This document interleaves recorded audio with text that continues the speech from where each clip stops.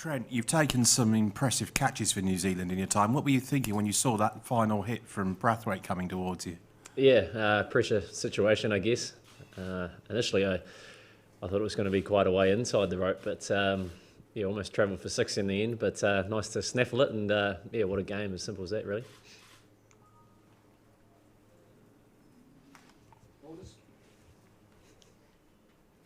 Trent, perhaps just take us through the bowling performance and I guess the ebb and flow of that innings, because Brathwaite, it's pretty extraordinary stuff, but just how did you approach it, particularly towards the end, with some pretty tough times in the death bowling? Yeah, well, to push to the start first, I reckon, came out and put a bit of pressure on them. Nice to get a couple of wickets early. It's always our focus, really. But the way Chris batted, he's done it many times, and a couple of drop catches which were disappointing. But they were coming at us there for a stage. So it was great to see the bowlers come back in those middle periods and pull it back a little bit. And I thought we were in obviously a very good position. But for Carlos to come out and do that as cleanly as he did, pure hitting. It was.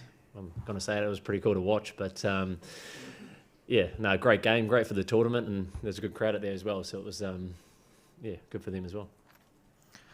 Trent at 245 for 9. Bit of complacency crept in, or it was just Brathwaite was too good?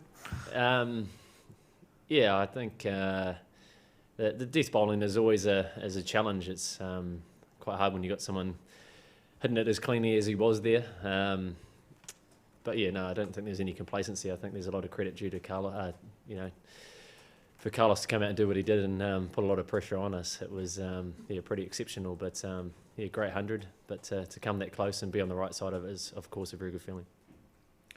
Trent, perhaps a reflection too, sitting in the dressing shed or in the dugout, and you got 2 wickets down on that first day. A thought on Kane's innings and I guess the support he had from Ross. How did that, I guess, ease tension?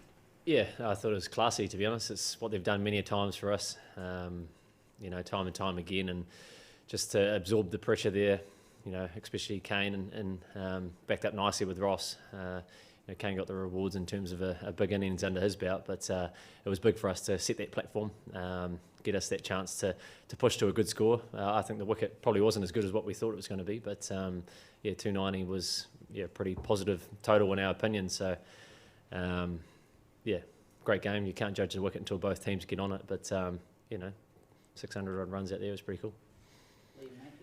Trent, when you look back over the tournament as a whole, it's been a bit of a roller coaster when you think Bangladesh, South Africa, and today. Real heart-jerker to watch, I'm sure, for people back home. A, what's it like to play, and then B, what's it like? How do you feel when you sit here now, having come through that and you're unbeaten? Yeah, it's been special, to be honest. It's been a bit of an emotional roller coaster sitting there with the pads on at times, and then being under the pump there with the ball. It's what it's all about. It's awesome to be a part of it, and I'm sure there'll be a lot of proud Kiwis back home diving into their poached eggs, watching a result like that, and be pretty proud. So nice to be on the right side of it, of course, but. It's nice to be put under pressure like that with both facets of the game there, and I'm sure that will give us a little bit of confidence moving hopefully deeper into the tournament. Trent, congratulations. Thanks.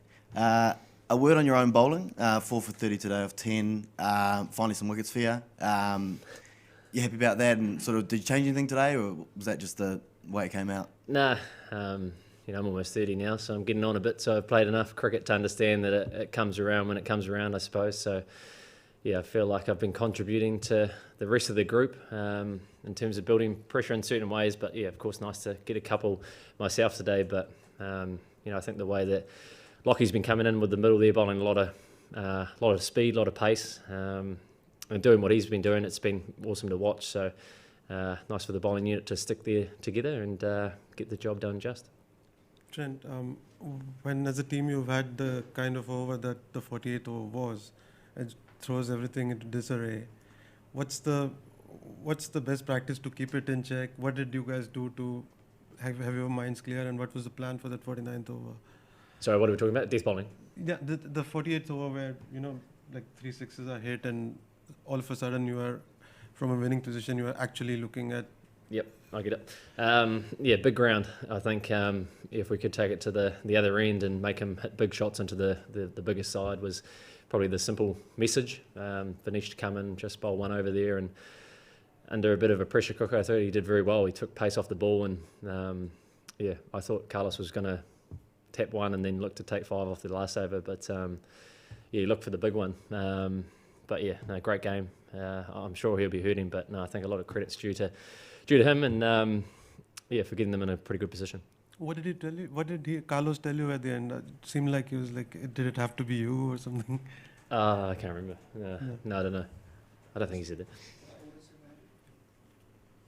Yeah, more along the same lines actually, Trent, just the fact you had that almost leadership group there in those final throws, just are you able to divulge anything that you mentioned there, at stage, what advice you were giving each other? And I guess I think in these tournaments you're obviously doing a lot of talking, a lot of ideas are being bounced around, and guys that play at certain grounds and have different ideas, of course. So in my opinion, it's nice to keep it very clear and practice what you preach in terms of what you've been training. And I think Matt's been training Yorkers very well, and he looked to go into the wicket there a little bit more. So you just bounce ideas around like that. But I think the clearer you are, it seems to be a little bit easier. And I think Nish was very clear, and he got the result done. And that was good.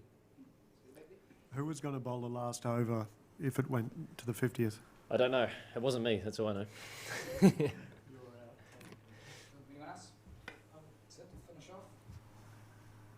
There was like for long periods there were partnerships and then wickets fell in clutches for both sides. What was it about the conditions today, or was it just one of those things?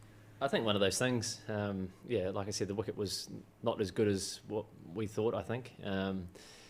But yeah, maybe one of those grounds where wickets do fall in clumps. But we thought that if we put a lot of pressure on them, expose the one wicket, then hopefully that we could get kind of 1 or 2 in a group there. And it worked nicely in the middle overs, but they absorbed a lot of pressure that we put on them for those kind of late 30 overs, early 40s. And it shows you if you take it deep, you can put your side in a very good position. So, great game, came down to the wire, and brilliant to be on the right side.